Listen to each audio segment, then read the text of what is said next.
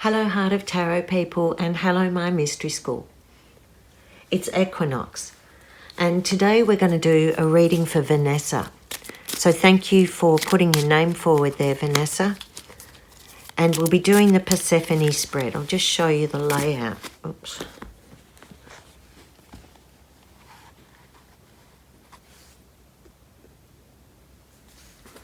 So it's Equinox, and we're in very strange times. Equinox marks the beginning of the astrological year, and it also marks the shift of the seasons to equalize and balance, equal sun time, equal moon time. And it represents where the masculine and the feminine come together, where we can cooperate, where we can dissolve difference, where we can clear the slate. And for us in the Southern Hemisphere, it's about going inward into the time of winter. And that in the Persephone myth is when our hero and goddess Persephone chose to go into the underworld to spend 3 months in there or 6 months in there before she comes back out, and spring returns around September 23. So for Vanessa, we're going to look at what's coming up for you in your time of the underworld.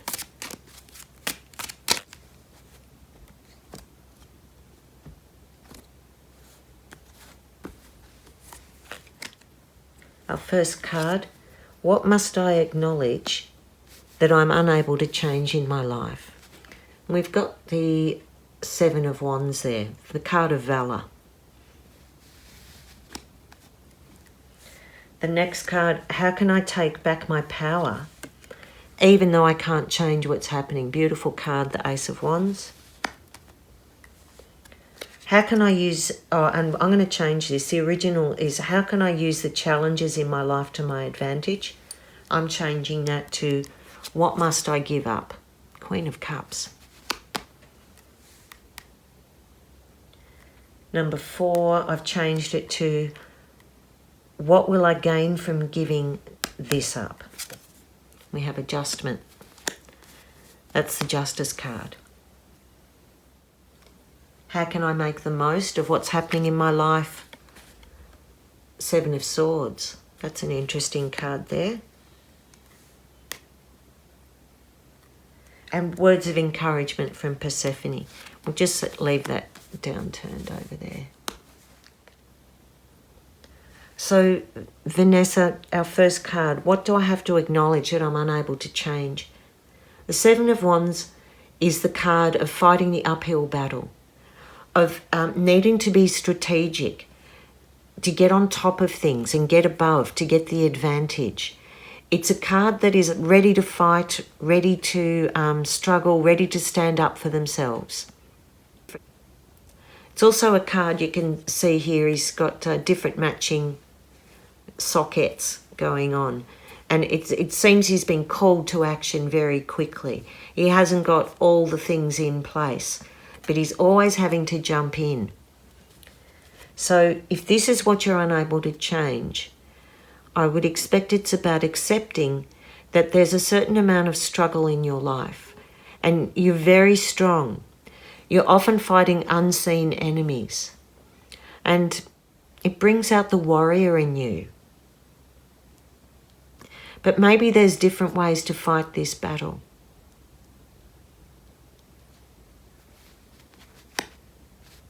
How can I take back my power despite the things I can't change? And it's the Ace of Wands. It's beautiful. It's inspired. It's being able to regenerate and have new ideas, to communicate very well.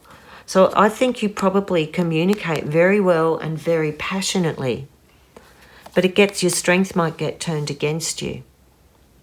So taking back your power is believing that you have the ideas and the passion, the inspired vision to keep on going. You always seem to find this strength to keep on going. So to take back your power, I think you take it back into you, into your projects and what you need to do for you. The Ace of Wands lets you be very self-reliant rather than always having to defend and fight and protect others. It's about protecting yourself, Vanessa. Protect yourself first.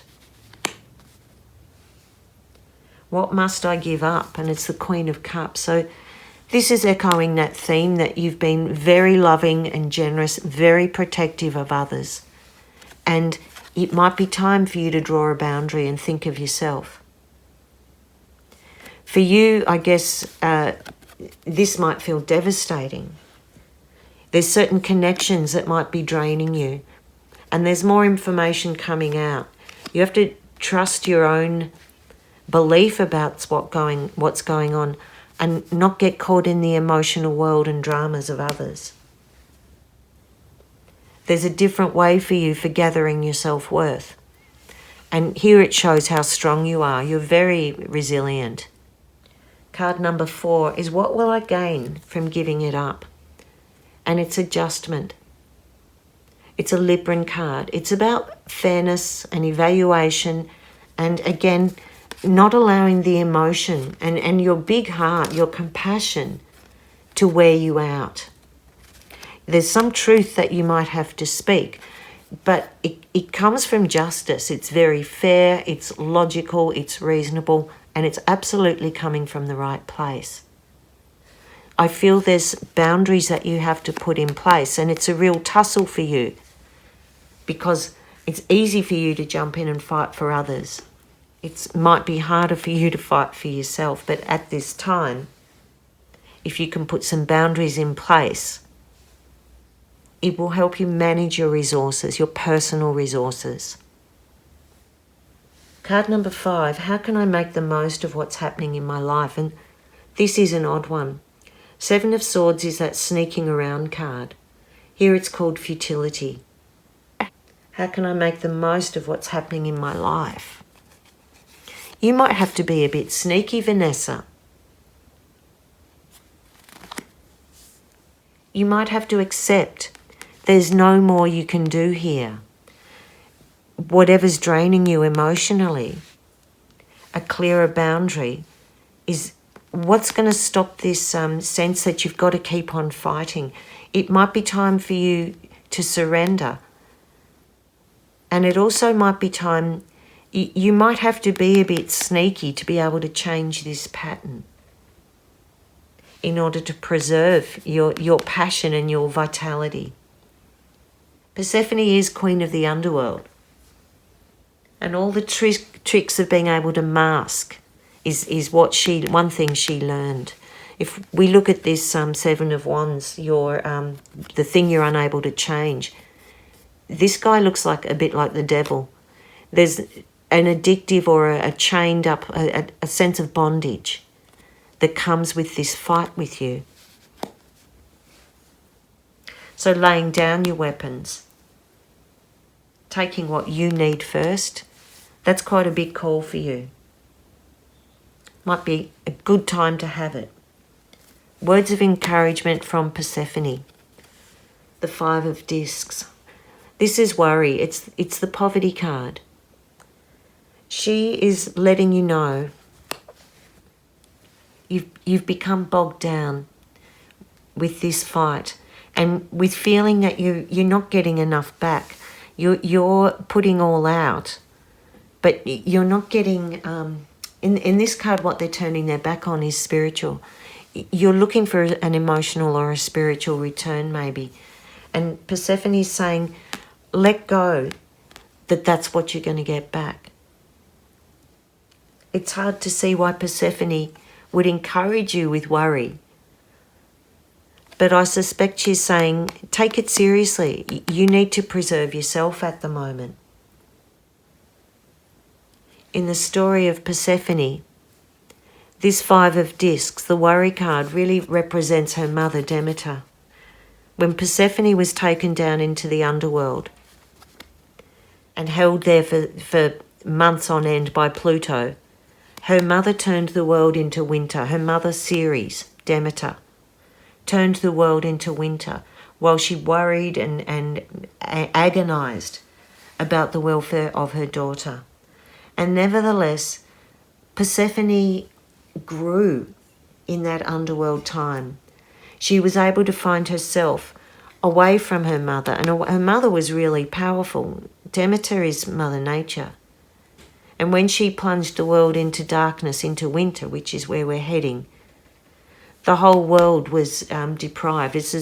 Ceres has been involved in this astrology that's linking the coronavirus and the bushfires to that Pluto-Saturn conjunction, a time of loss and supplies drying up, and Ceres is that goddess in charge of holding up those cycles.